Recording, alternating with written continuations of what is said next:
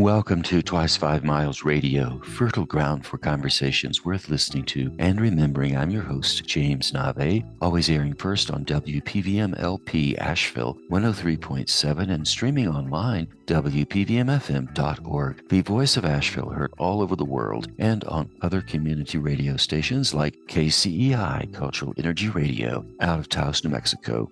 Thank you, Walter Parks, for our theme song, walterparks.com for more on Walter's music.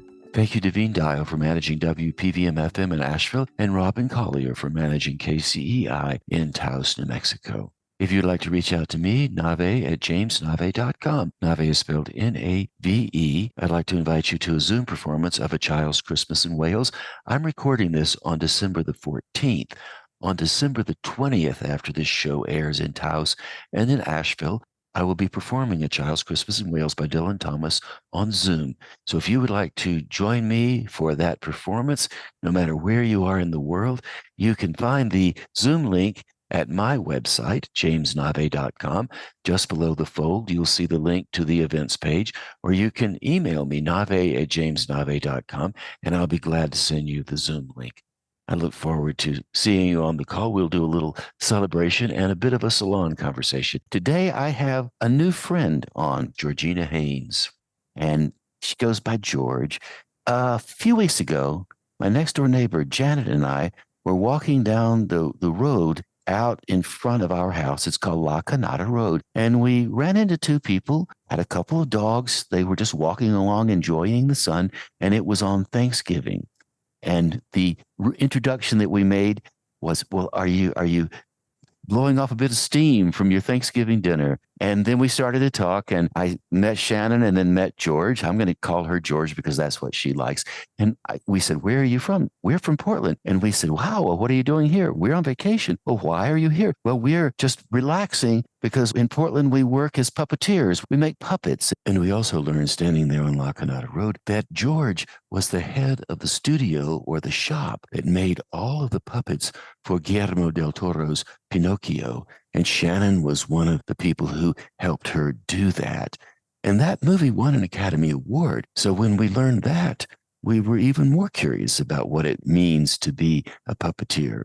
But what we learned most about George and Shannon is they both love to tell stories and talk. And George really loves to talk and tell stories. So George, we don't know where this will go, but welcome to Twice 5 Miles Radio. It's great to be here. And it was such a great moment meeting you both. Well, it was our pleasure too. And then we went on to have a meal. And then the next night we had another meal. It was really, really, really, really great fun. And then you and Shannon drove back up to Portland, and now you're in Portland and I'm in Taos. You're under a great deal of weather and I'm under the sun. So I know that you are a creative person. You do creative work for a living. And I would like for you to reflect on how, when you engage in the creative work you do, how does it feed you? How does it inform you? How does it give you that spirit to encounter us on the Rim Road and say, hi, are you blowing off steam from your Thanksgiving dinner? Yeah, it's an interesting world that I'm involved in because it's the world of stop motion animation, which is essentially making three-dimensional puppets that are articulated frame by frame and brought to life by animators.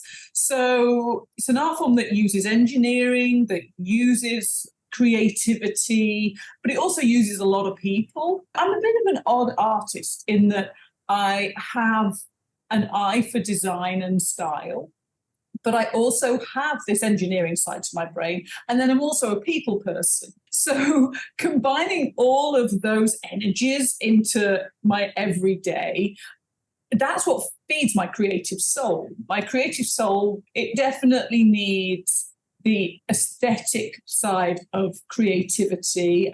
I love to see beautiful things and I love to realize things with the skills that I have at my fingertips. But then also bringing a team of other artists together from all different disciplines and working together with them successfully and making some that then can come to life and tell a story, that fills the soul. To work on one of these puppets, sometimes it's at least 30, if not 40 individual people that are involved with each element of it. So when that all comes together and it actually all fits and the puppet works, not only is it a sigh of relief, it's that energy that feeds many levels of my soul, the creative level, the engineering and creativity are so closely related anyway. Science and art, it's that sort of conversation, isn't it? Well, how do you keep the airplane in the sky? How do you keep the bridge up when the cars drive across it? How do you figure out how to make a beautiful highway so that it curves properly down into the valley or whatever? All of that's that creative engineering.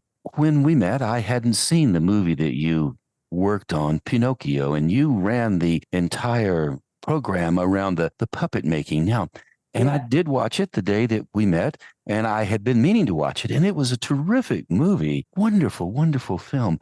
When you were making those images and working with them, did you find you talked to them, and as you developed them, did they take on an imaginary life in your own sensibilities? That's a really interesting question because, our part of it, my part of it, is literally making the characters. So we're not bringing them to life. We're not animating the characters. We're making them. It's interesting to think of the back and forth. When we complete a character, an inanimate sculpture, it has costume and hair and flesh and an internal skeleton, but it's really inanimate. So we are proud of this object, but then it takes on a whole new life and persona when the animator steps onto a stage with it and moves it frame by frame, and we see the film footage come back at us maybe 3 weeks later. So that moment definitely feeds the creative soul and feeds the want to give more as well. When you're working on a movie like this, you're not just making one puppet of one character. We made over 250 puppets to shoot the movie, some of which were duplicates. So Pinocchio himself, because the movie is all about Pinocchio, we made, over 25 Pinocchio puppets. People often ask me, how long does it take to make a puppet for a movie like this? My answer to them is from the first day of the puppet build until the last day of the film shoot. Going back to your question, each time we see a puppet performing, we've got this perfectionist eye that we want to make it better for its next performance. And we're literally tweaking and making that sculpture able to perform better and better throughout the movie. One of the most frustrating things in our jobs is that we often have to make the hero character for one of our films as the first puppet build. So you're establishing the techniques, the look, the engineering level in that hero puppet, which is the first thing you're doing. So often you make all the mistakes on that first character and you have to live with them all the way, for the next year and a half. But what it is doing is informing how you're going to make the next one and how you're going to make the next one. So, I don't know whether that really answers your question, but I think it touches on it. It gives me some insight. And what I'm thinking now is when I think of puppets, until I met you, I'd not given puppets that much thought. I've known a few people who make puppets. A fellow named Hobie Ford in Asheville, North Carolina, has been a puppeteer all his life, and he makes beautiful, beautiful puppets. And yet when they're finished, that's it. They come to life because he does a show with his puppets. I didn't have the frame that you now have given me, thinking you start with the puppet and then the puppet builds and corrects and builds, and it's a full ebb and flow evolution of this image that you're working with. So you wouldn't just have the stuffed bear that you talk to at night before you go to sleep. This puppet is moving around inside the imaginations of 70 people or how many ever you have working on the show. Absolutely, yeah. And to make a stop motion feature film, there's usually up to 300, 400 people involved, from the initial writing of it to the storyboarding of it, then the design aspect, it's not just designing the characters, the puppets, it's also designing the environments. Then I'm part of the puppet fabrication team, but there's also the environment fabrication team. And then there's the stage team. You've got camera, lighting, all of the people that need to bring our worlds to life with light. And then the animators come in to animate all of this in the environment.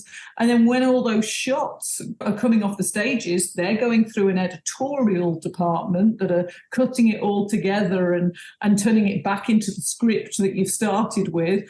And then we also have a visual effects department to get things that you just can't do by hand and in stop motion. So skies and water, rain and things like that. So when does the voiceover actor come into play in this sequence of development? That's a very, very important question for stop motion. We have to record all of the voiceovers at the beginning before any of the shooting is done. So we are usually recording the voices at the same time that we're building the puppets. What happens with the voice tracks is that once they're recorded, they are broken down into sheets the animator can work with in all of the mouth shapes that need to talk the words that the actors have spoken. The other reason it's really important to do the voiceovers beforehand is often the characters of the puppets that are being played by certain actors, the animators will take on some of the mannerisms of the actors and put them into the puppets. So we will video record all of the voice recordings at the beginning as well. And what's really uncanny is that you can start off designing a puppet, not knowing who's going to be the voiceover for it. And then suddenly, when your puppet is coming to completion and everybody knows who's doing the voiceover for that character, they meld. One will influence another. And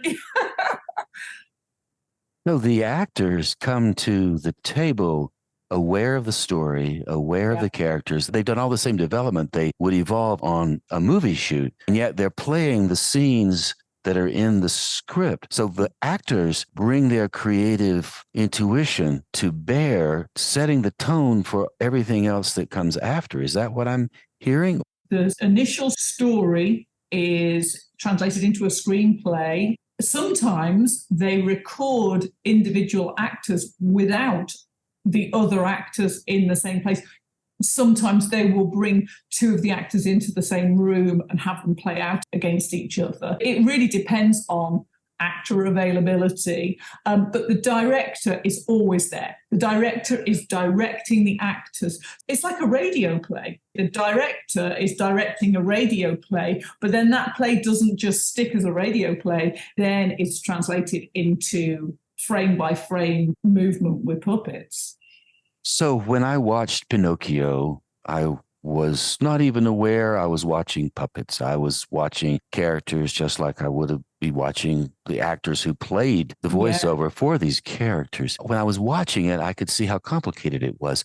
Why would you carry a piece of art into that arena? I know it's art. It was beautiful. It won an Academy Award. It was great. And I could see why it was worth all the effort. But what's the motivation for that? Why not just make a movie with the actors? We ask ourselves that sometimes, time and time again. But I think what stop motion does, it brings a magic into reality. Number one, you can't bring a wooden puppet to life in reality. You can put strings on it and you can have a marionette, but you can't bring a wooden boy to life. They don't exist. So that's the joy of stop motion animation.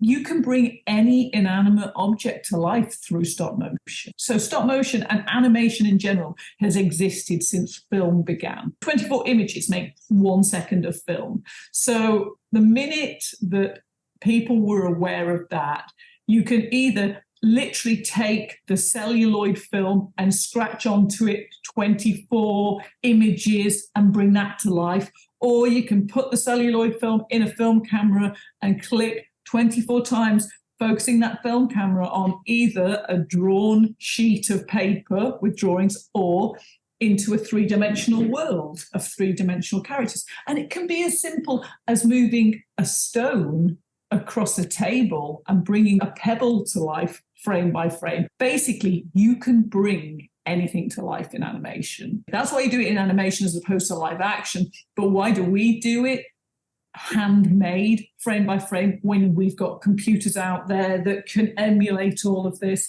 Well, the human eye, thank goodness, and the human brain still relates to handmade, organic, real objects more than it relates to the perfection of computers. And you shot this with film, right?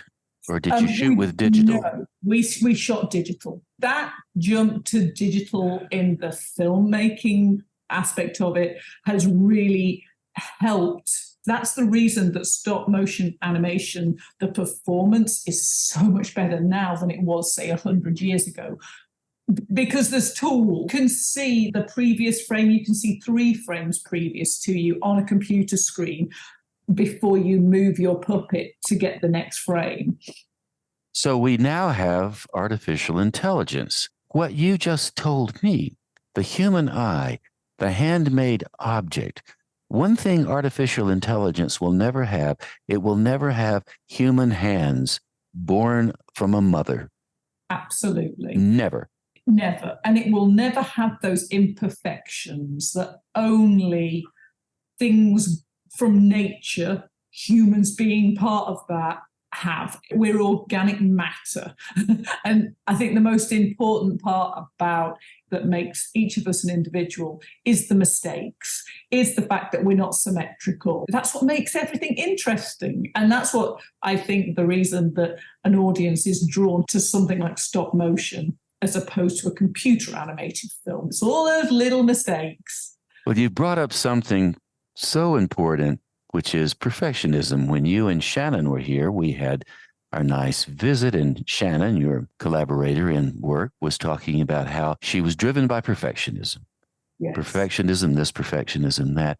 And yet what you are telling me, the only way to achieve art in the arena that you and Shannon work in, you have to make the mistakes. That's what distinguishes it. Could you reflect on that contrast, perfectionism and the mistakes you make? And where does that intersection take place? When does it meet, or does it?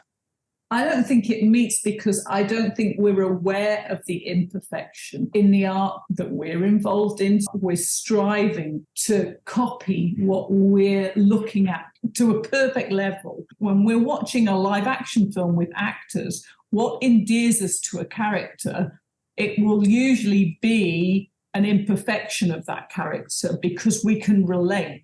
I'm a perfectionist to a certain level.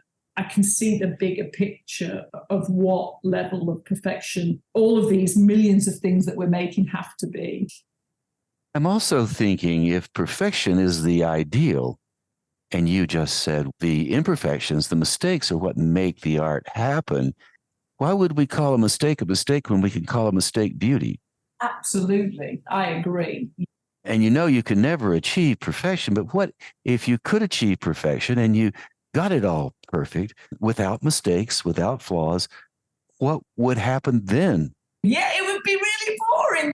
It's all in the language, isn't it? It's in the words that are used, the positive or negative. Use the words that we've been trained to use. Oh, absolutely. Without stopping to think, wait a minute. Am I actually describing this in the way that is accurate? And that's a very interesting thing to bring up with someone like me. I always struggled with the English language, and I, to this day, don't know whether it was dyslexia or an attention deficit disorder, but basically at times not being able to find the right word to describe properly, and having this absolute cloud over me when I was a young kid at school, feeling that I was stupid because I never had the right word the teacher wanted to hear for that moment. And yet that's not what life's about. There's never a right and a wrong word to be used in a moment. There's many words. I'm thinking again about Pinocchio, the little boy, beautiful little boy who came after what was Pinocchio's father's name? Geppetto. Geppetto, after his son died, then Pinocchio came from that. And now you were talking about growing up. You're talking about being in school. You're talking about feeling stupid because you didn't have the words around you. And I flashed on you as little Pinocchio in the That's school trying to figure out how to work around all these things. Pinocchio wobbled around and you were wobbling around. Could you describe a bit of what your younger school years were like? Because I know you grew up in the UK, so Yeah. you would have a different experience maybe than some of the listeners on this show in terms of their experience in the early years of their educations. In England, for me growing up, the most important things to learn off the bat were reading and writing and maths. So I was always okay with maths, but I was terrible at reading and writing. And a lot of it was to do with my attention. I was way more interested in the visual thing over there than sitting down and reading these printed words on a paper, and trying to read out these printed words on a paper was really hard for me. And I don't think any of my teachers went out to make me feel this way, but I felt stupid from an early age of that I wasn't intelligent. I had a big hang up throughout my early education that I was not intelligent, because intelligence was being good at reading and writing.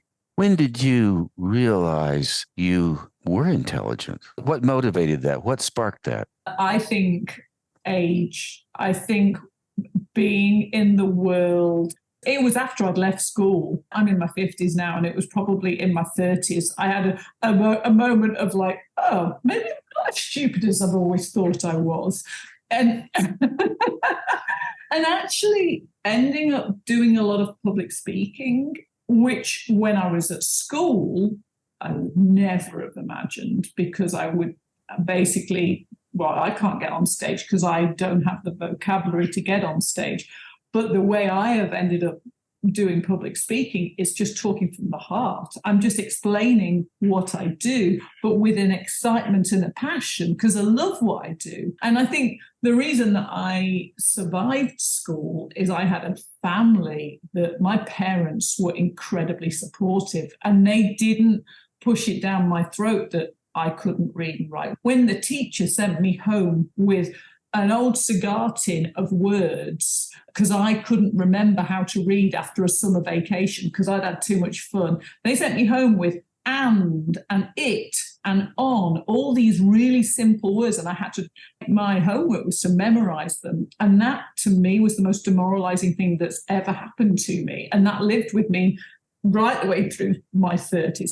But my parents, they were like, you've been on summer holiday. That happens. We forget things. And look at the wonderful soft toys you made over that summer.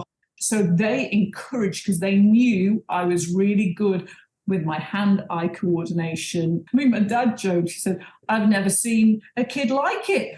Pick up a pair of scissors when you were 3 years old and you could cut a straight line. He said, I still can't cut a straight line in a piece of paper.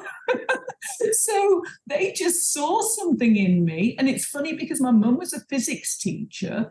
My dad was an electrical engineer. And you would think that my mum being in the teaching world might try and push me more to conform, but they actually really liked the fact that I didn't conform. That's, I think, how I kept my head above water in the British education system. And I'm not saying it's a bad system, because I do think that the British education system is a lot more focused for kids than maybe the American. Now I'm learning in the 17 years of being here what the education system, especially higher education, when you're going off to college, it's so unfocused here. Whereas I was able to decide, right, well, I'm going to go to college and I want to make puppets. So what course best applies for making puppets? That one there, I'll go there. And I made puppets and I learned how to make puppets for stop motion. So I was really able to focus in that system once I'd found who I was and what I was good at.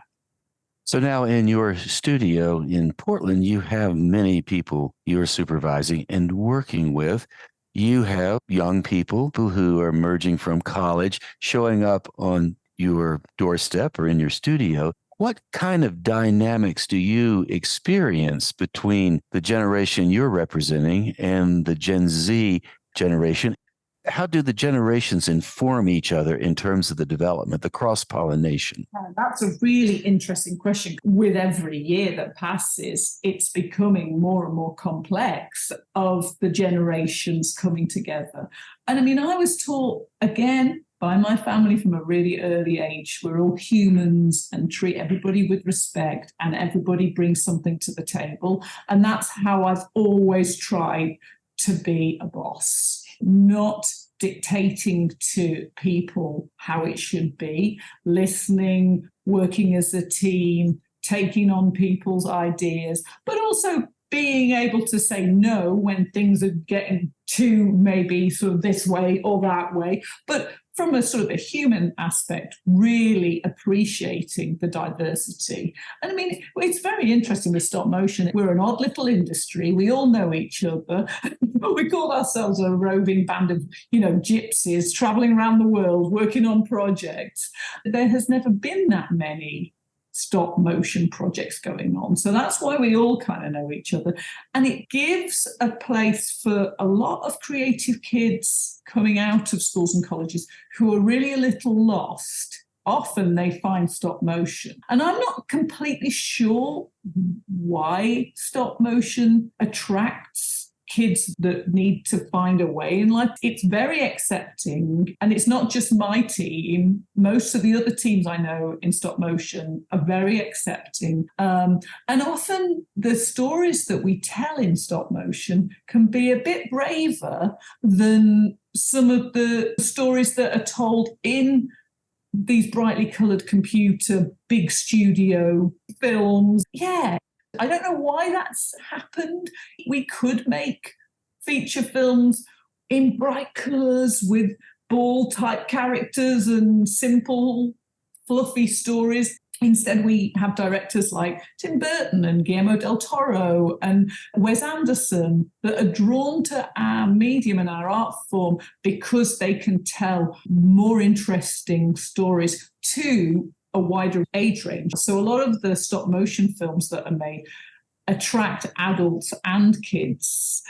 I am always amazed. I worked on the film Coraline, and it was the first feature that I worked on when I came to America at Leica.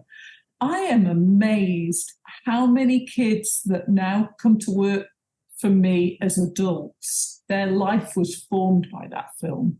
Kids, when they watched it, they were having one struggle or another at home or at school, not feeling like they fitted in. And that film gave them a place that they could relate to that character. And often it's for young girls, because Coraline was a young girl. They've idolized this character in their lives. It's like, this is the reason I went to see Coraline and it changed my life. It's like, wow. I wonder if because we are so steeped in the digital space and the younger people grow up with all the devices in hand and they're quite skilled with that, I wonder if they're drawn to the timelessness of the old-fashioned shop, the vinyl aspect. I refer to the vinyl aspect of things. Yeah. Black and white photography, the vinyl records in the shop. Dust floating around, little images that you have to touch. There's a timelessness about that. It may remind anyone who enters the arena of the long tradition of humanity just holding the stick over the fire, perhaps. What do you think? It goes back to that. Why do people go and watch stop motion? Because there is a tangibility to what they're seeing on, and a relatability. That is a real object in a real space. I am a real object in a real space, and that has flaws, and so do I. I am a real object in a real space. I belong. Pinocchio was about home. Yeah. Where do you belong? And then finally, Pinocchio goes off on his grand adventure. But as he enters the grand adventure, he's leaving into the grand home of the world. Yeah, absolutely. Yeah, yeah. So I do think that is subconsciously what the younger people are being drawn to with the films that we make. And how about the older ones, the elder ones? You're in the position of the elder. How does it affect you? And I use that term elder in the best sense of creative leadership. We can set tones. People look to us and we can be generous, our open heart. Hey, come, be part of the fire. How does this affect you? I think when I see a film like Pinocchio, and it's very hard to step out of having been involved in that film for so many years, but to try and watch it as a piece of entertainment or a story, it has such a heartfelt message, which I feel Guillermo del Toro does that in all of his storytelling in his movies. You know, when I saw Shape of Water, the year that he released Shape of Water was the year that Me Too, Black Lives Matter, LBGT, it was all hitting the world stage. I'm a member of the Academy, so I have to vote each year on all these films. And that was such a heavy year of film watching. Everything had a very hard-hitting, in-your-face message. And yet Guillermo comes along with a film about a sea monster falling in love with a young woman in a town. And he touched on everything that all of these different communities were struggling with, but he touched on it and told it in the heart of a fairy tale. So there was an element of escapism while you're dealing with the reality of all of the issues that are in your face every day.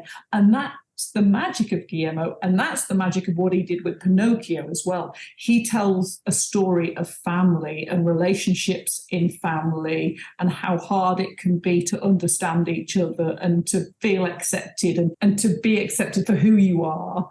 He's doing all of this through the eyes of a wooden boy being carved by a father who's had trauma. Geppetto has gone through a lot of trauma. You know that he's lost his son, but where's his wife in all of this? Is what you know that there's so much sort of trauma he's been through, and yet he finds love. He struggles, but he finds love of this wooden boy that he's accidentally created. It strikes me that Guillermo must have a deep relationship with his boy inside of him. And yet that relationship must also take its cues from the full-grown, mature artist he now is. Do you see the little boy dancing with the mature artist when you work with him? Yes, all the time. He will be intensely serious about something, and then this little scampy little kid will come in and you're like, uh-oh, the twinkles in his eye is going to cause mayhem anyway. What's he going to say? So yes, he's always dancing between those worlds. I wonder if that's something we all could acquire or we all could connect with. Maybe he got lucky. He connected with that early on and was able to continue with it. I know a lot of people who fall short of that levity, that festiveness that the boy brings or the girl brings or the little one brings, the little elf or whatever it is. I do wonder whether a lot of it is to do with his culture, being born and brought up in Mexico. There's such strong family ties. They have a very different perception on life and death to the world that I grew up in. So I think that grounding, I mean, he has got such an immense knowledge of art and storytelling and filmmaking. He never fails to amaze me. I mean, that was the road he was his whole life is what he does. He's so passionate about it. It all combines. And his foundation, he got into the film industry through effect. He made like prosthetics for people and he got his hands dirty at the beginning and worked his way up through the ranks. He's got the fairy tale story. So you, the artist working in this, how much have you allowed yourself to wallow in the fanciful notions of childhood while still being the adult? Ooh, I think I do allow myself to do that every day just because of this world that I'm in. I feel like I come to sort of like a play group most days. I'm doing what comes naturally to me when I come to work. I'm enjoying what I do. I can pick up a piece of clay. I can stitch a piece of fabric. There's a lot of laughter in our workshop. There's a lot of laughter. We tell stories. There's a lot of sharing. We know each other too well. Moving away from your shop and the work, you told me when you were here how you are lucky to have a collective that you work with and participate in and collaborate with outside of your work in Portland. It's a dynamic group of people. As we move close to the end of our time together, I'd love for you to reflect on that, how you bring your artistic sensibilities from the workplace, the joy, into the Portland community you're so involved in. One of the most important things that feeds my creative soul is the great outdoors. Interestingly, in the world I'm involved in, it's not, a lot of my colleagues don't see the importance of that. And that is what feeds every day my creative soul. So I was always searching for a bolt hole outside of the city in an open space where my soul could breathe. And through music and through musicians, I was invited to become a part of this intentional community that was set up in the 1970s. And they sought me. They came out and found me. And after testing me out for a few years of like getting to know me, and we partied and we went to a lot of musical events and we talked until 2 a.m. about life and what was important. And one day, my good friend Paul, who had from 17 years old lived in this community, he's now in his 70s. He basically reached out and said, "I would love for you to become a member." So I went and visited the place, and it's a plot of land outside of Portland, up a hill, in the forest. It's interesting because the first time you visit this place, you have to give to this place to receive. And, the first time I visited, I'm like, well, it's interesting. And, you can tell that people have lived here in the past, but it's kind of bit shabby around the edges, and there's a lot of junk over there, and there's a lot of this over here, but there's a beautiful meadow over there. But anyway, I joined because I couldn't not. All my friends were a part of it, and it's been a magical experience for me because the more time I have spent in this place, which has become an incredibly special place with these people, the more the amazing experience that the place gives back to me. Every time I go, something magical happens. I see something, I meet somebody, I hear some fabulous music. It's just a very interesting experience of spending time with a group out in one very small part of the countryside, and experiencing what comes and goes from that. Do you just drop in and informally things happen, or do you plan things, or do people live there? How does that work? And how many people do you have? So all of the above. There are only 2 family groups that live there permanently. So a couple and their newborn, and then a single mother and her teenage daughter. And then there are 9 of us that are members. There are about half of those that are the original members from the 70s who have got their own lives now. And some do more with the community than others. Some are just sort of, looking on and happy that it's still a thriving community, but don't want to be active in it, but are still members.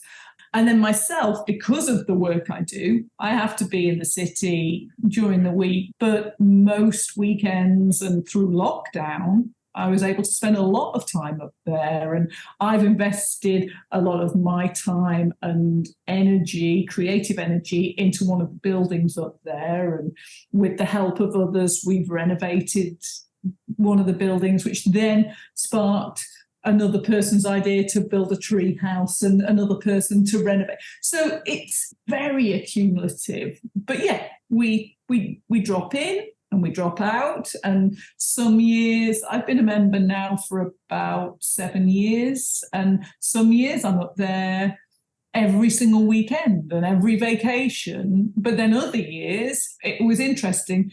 My trip to New Mexico, where I met you, was partly because I hadn't done anything like that for so long, because I've always been going up to Mist. It's called Mist Mountain Farm. And as beautiful as it is, I needed a different great outdoors to re-stimulate, and I needed to meet new people.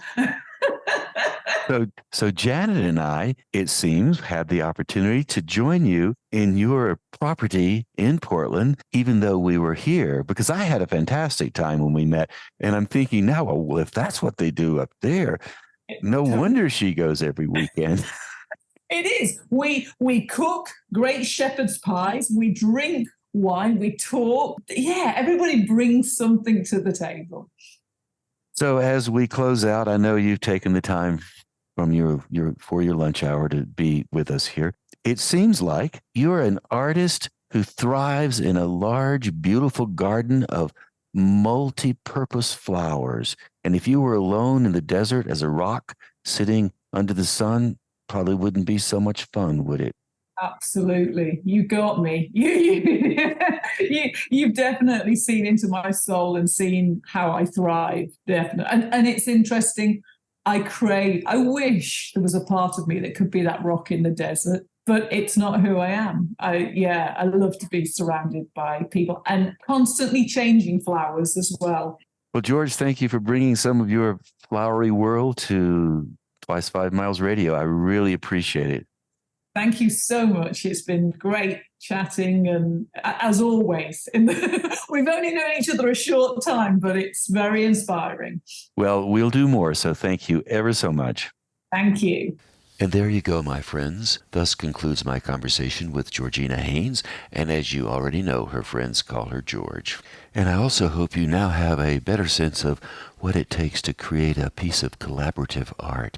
And if you've ever participated in a collaboration like George was talking about, you know how good it feels when you're working with a group of people, putting rough elements together into something beautiful, like the movie Pinocchio, which you can view on Netflix. Pinocchio is a universal story about a man who loses his son in war, goes through deep grief, and tries to rebuild his life by constructing a little boy out of wood.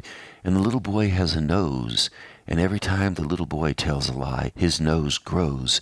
And in Guillermo del Toro's Pinocchio, the nose plays a big role in how the boy evolves and finally becomes a young man leaving his home and going out into the world. And the best part of storytelling, you don't have to be a filmmaker to create a good story.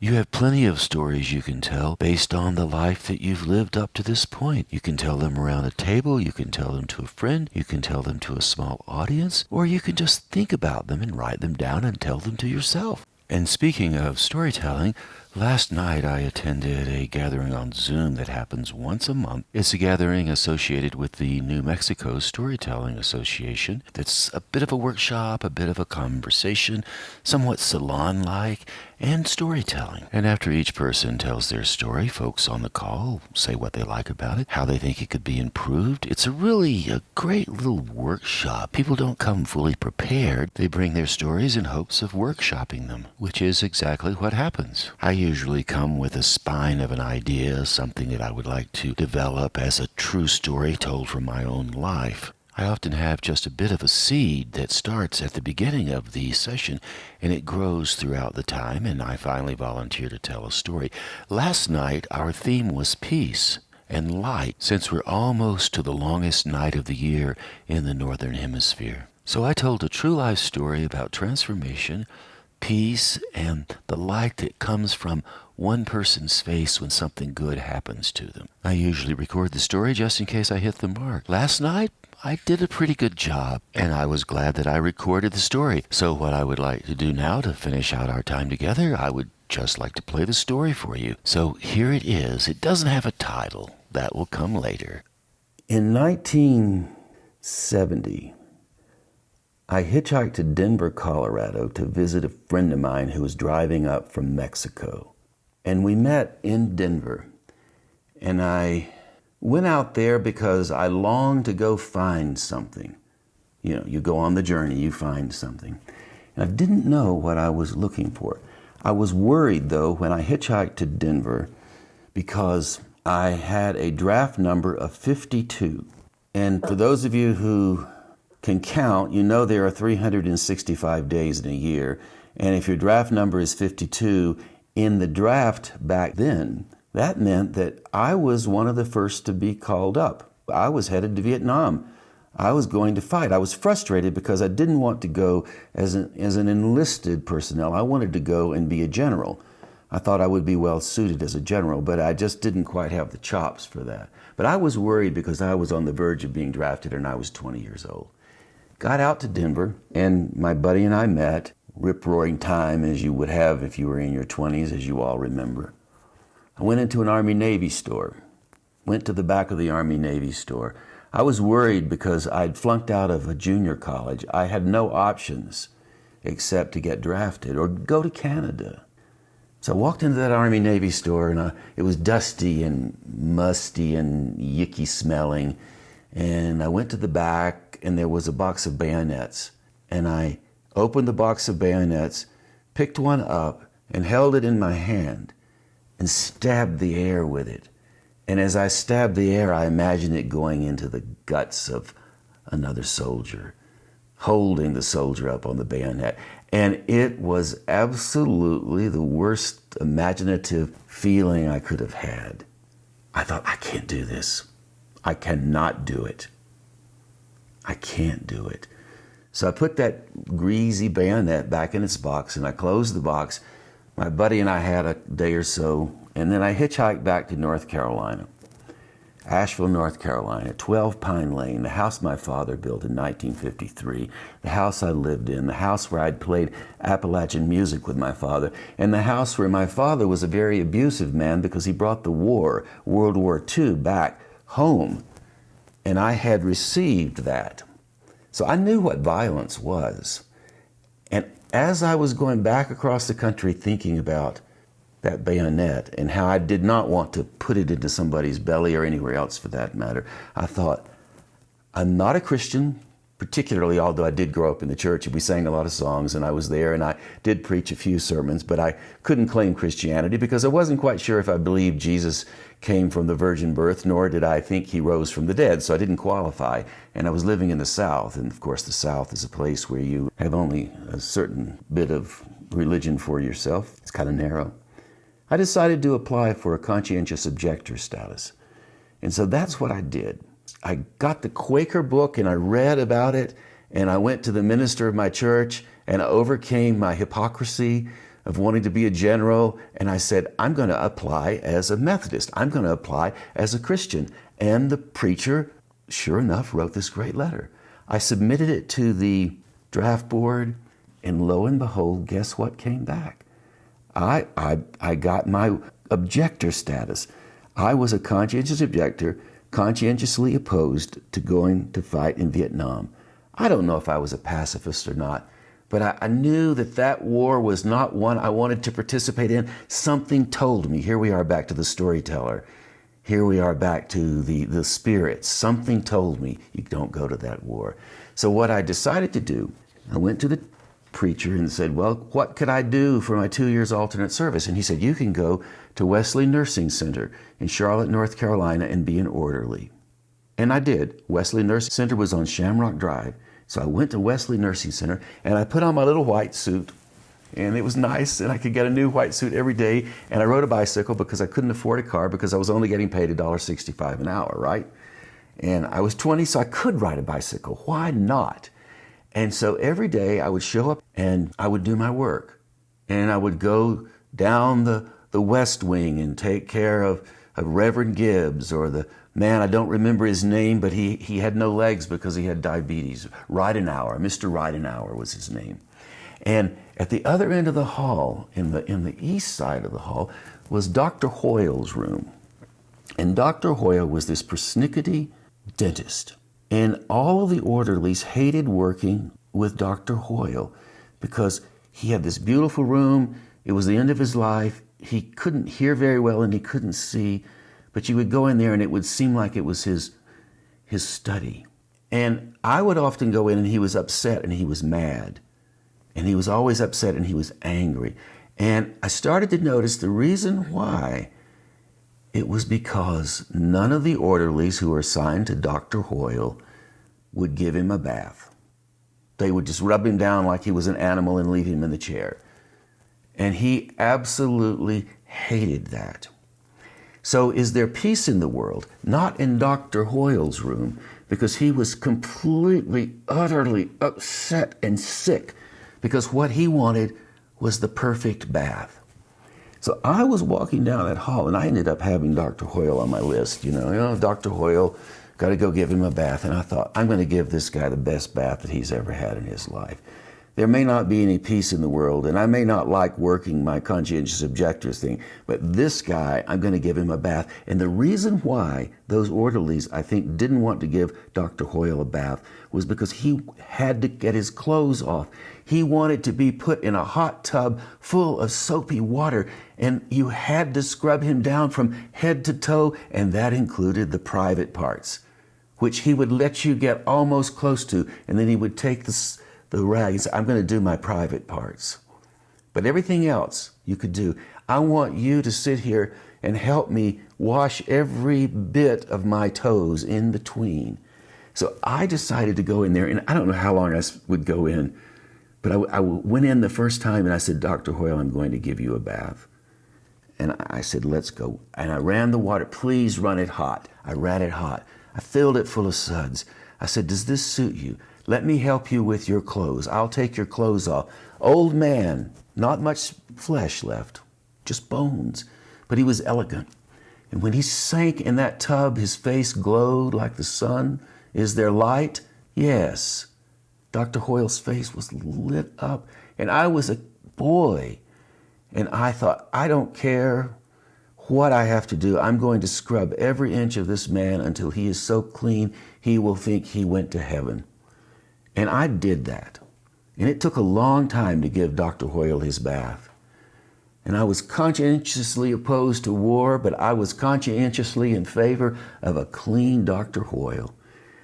And I rubbed him down and cleaned him and polished him. And then we ran all the water out, and I filled the tub back up and sprayed him down until he was completely squeaky, helped him out, patted him down, put on his elegant bathrobe, and said, let me help you in your chair. Can I get you something to eat?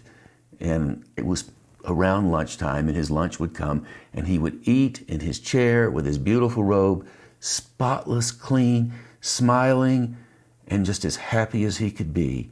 And I think I may have been happier than Dr. Hoyle. I don't know, but there was peace in the world in Dr. Hoyle's room. And I didn't fight in Vietnam, and I never have killed anybody. And I'm grateful to say that both decisions, cleaning Dr. Hoyle and keeping my soul somewhat unsoiled by not going to Vietnam, worked out. Happy holidays. Yes, yes, yes, yes, yes, yes, yes. And there you go, my story of traveling to Denver, deciding to become a conscientious objector, returning to Asheville, going to Charlotte, and working at Wesley Nursing Center. The yes, yes, yes you heard at the end of the story was Regina Ress, who is a professional storyteller. She worked all over the world telling stories. She was based in New York, and now she lives in Santa Fe. So if you'd like to tell a personal story of your own, here are a couple of tips. One, keep it simple. You can tell the story of what it was like to wake up in the morning, make your tea, make your coffee, do your morning ritual, and settle in for your day. You can put a little drama in it by adding numbers. I woke up at 5:30 a.m. this morning. I put the kettle on, looked out the window, and saw 3 inches of snow on the ground. I made a cup of coffee, I sat down at my desk, and wrote a page or two in my journal about nothing in particular. So if you do decide to practice telling a personal story, pick something simple, like getting up in the morning, add some numbers, see where it takes you. I hope you enjoyed what George had to say about building her puppets, and most especially, I hope you can take the time to watch Pinocchio on Netflix. Like I said, it's a delightful story about love, loss, grief, transformation, returning to the light. So with that, I'll say thank you ever so much for listening to Twice 5 Miles Radio, fertile ground for conversations worth listening to and remembering. I'm your host, James Navé, always airing first on WPVM LP Asheville 103.7 and streaming online WPVMFM.org, the voice of Asheville, heard all over the world and on other community radio stations like KCEI, Cultural Energy Radio, out of Taos, New Mexico. Thank you, Walter Parks, for our theme song. WalterParks.com for more on Walter's music. Thank you, Davine Dial, for managing WPVM-FM, and Robin Collier for managing KCEI out of Taos. If you would like to reach out to me, Navé at jamesnavé.com. Navé is spelled N-A-V-E. I'd like to remind you that we're sponsored by the Imaginative Storm Writing Project. If you would like to improve your writing chops, imaginativestorm.com is a great place to go. I'm recording this show on December the 14th, 2023. Here's a reminder. I'm going to be presenting A Child's Christmas in Wales on Zoom December the 20th at 4 p.m. Mountain Time, 6 p.m. Eastern Time. If you would like to join me for that gathering, it's about 45 minutes on Zoom. I would love to have you. My door is always open. It's a free event. I do it every Christmas. I recently performed it in Taos, New Mexico, and now I can perform it on Zoom, which means I'm performing it all over the world. So I hope you can join me for that. JamesNavé.com is where you will find, just below the fold, the link to the events page, and there you'll find the Zoom link. Or you can email me, Navé at JamesNavé.com, if you would like to have me send you the Zoom link. So on that note, once again, thank you ever so much for tuning in to Twice 5 Miles Radio. I really do appreciate it. And hey, I hope I'll catch you on that turnaround somewhere down the line.